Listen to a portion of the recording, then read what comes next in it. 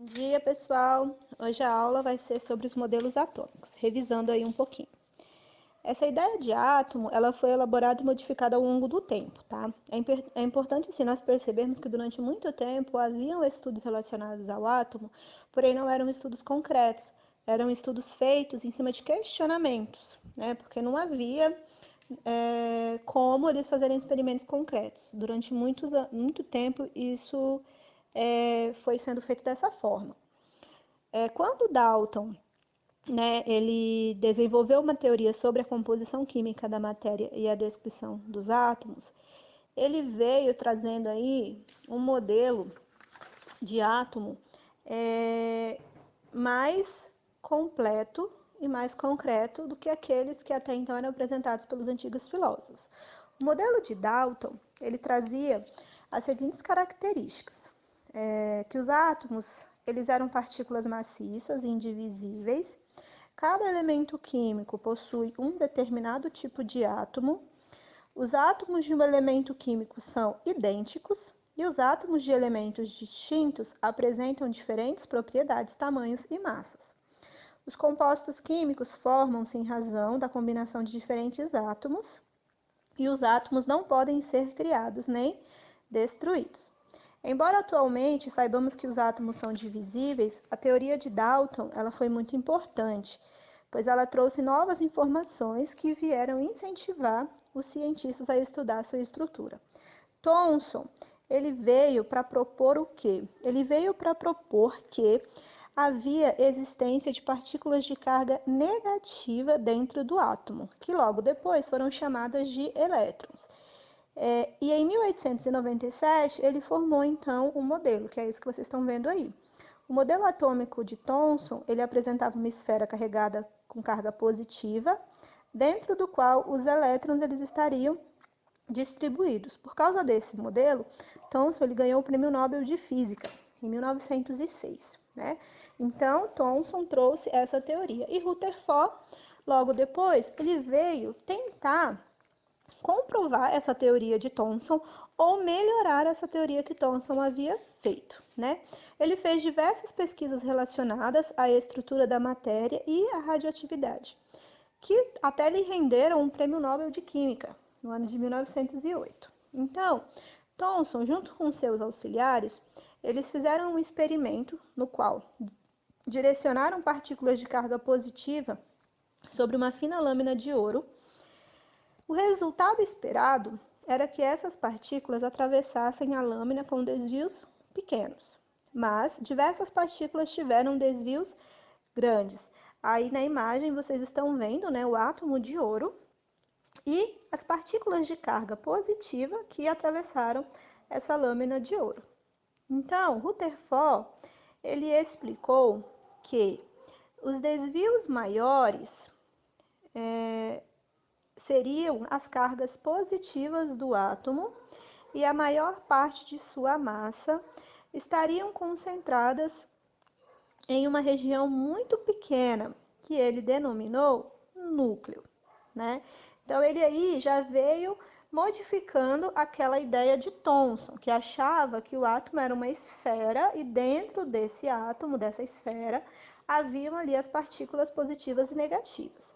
Então, Rutherford, ele trouxe aí a teoria de que havia núcleo dentro desses átomos. E dentro desse núcleo, nós iríamos encontrar as cargas positivas desse átomo. Então, elas não ficariam misturadas junto com os elétrons. Baseando-se nos resultados, ele propôs um modelo atômico, então, que os elétrons eles ficariam do lado de fora do núcleo, em movimento, né? E essa região onde os elétrons eles ficariam, ele chamou de eletrosfera. Logo depois, em estudos posteriores, foram descobertas, então, as partículas que formam um núcleo desse átomo. Dentro desse núcleo, nós vamos encontrar os prótons, que possuem carga positiva, e os nêutrons, que são de carga neutra, dentro do núcleo atômico. E do lado de fora, nós vamos encontrar a eletrosfera com os elétrons, que são cargas negativas que ficam em movimento ao redor desse núcleo dentro do átomo, certo? Então, dentro do núcleo, nós vamos encontrar aí positivo e negativo, positivo e neutro e fora negativo. Bohr, ele então veio para complementar ainda mais essas teorias relacionadas que Rutherford já tinha elaborado. Por quê? Porque ainda não era possível esclarecer adequadamente o movimento dos elétrons no átomo e a sua estabilidade. O físico, então, ele fez pesquisa sobre a estrutura do átomo e propôs um modelo segundo o qual os elétrons eles orbitavam o núcleo do átomo em determinadas órbitas ou níveis de energia, nas quais ele é estável. Um átomo geralmente tem seus elétrons nos níveis de energia mais baixos, ou seja, mais próximos do núcleo. Ao receber energia, um elétron ele pode ir para um nível maior. Ao retornar para o nível menor, esse elétron pode liberar a mesma quantidade de energia antes absorvida. Então, se vocês observarem aí no esquema, no primeiro tem o átomo absorvendo energia e o elétron saltando para um nível de energia maior, chamado estado excitado. E no outro exemplo, nós temos aí o elétron retornando para o estado fundamental, emitindo a mesma quantidade de energia absorvida.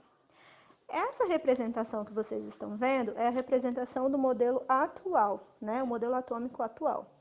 E ela diz o quê? Que o núcleo ele é uma região extremamente pequena, onde nós vamos encontrar a maior parte da massa do átomo. Nessa região, nós vamos encontrar as partículas subatômicas com carga positiva, que são chamadas de prótons, representadas pela letra P, e as partículas subatômicas com carga neutra, que são chamadas de nêutrons, representadas pela letra N. A eletrosfera é a maior região do átomo que fica ao redor do núcleo. É nela que se encontram as partículas subatômicas com cargas negativas, chamadas elétrons, que estão em constante movimento. Na eletrosfera, há prováveis regiões onde o elétron pode estar.